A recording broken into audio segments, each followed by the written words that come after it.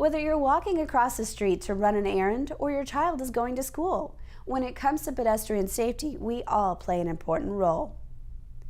To bring awareness to pedestrian safety and to highlight the importance of obeying state laws, police department officers recently teamed up with Stetson University to coordinate pedestrian safety operations at the intersection of Minnesota and Amelia Avenues in DeLand.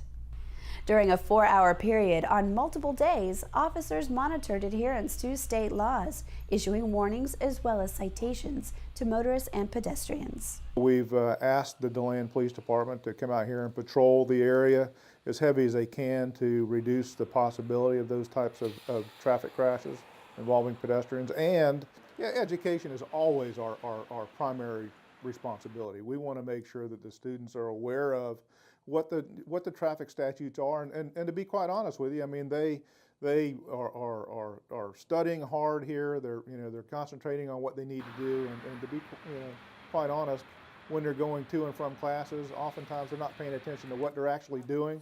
They're paying attention to what they need to do next. Florida state law requires motorists to stop for pedestrians at crosswalks, intersections, and roads with signage that indicates there is a crosswalk.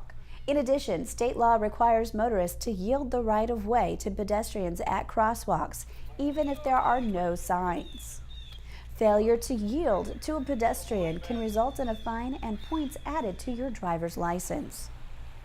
Pedestrians also have a role in staying safe themselves when crossing roadways.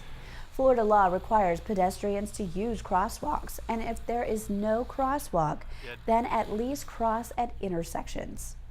Pedestrians can receive fines for not adhering to the state law. We reached out to the Florida Department of Transportation. They provided us with some educational flyers that are specific to pedestrians at the crosswalk, pedestrians at the signals, and then to the motorists. So we have 3 different flyers to hand out when we identify a violator. Based off of the nature of the violation, the officer would have discretion to issue either a warning in writing and provide them with the flyer relative to the violation, or to issue a citation if they felt that the violation warranted it.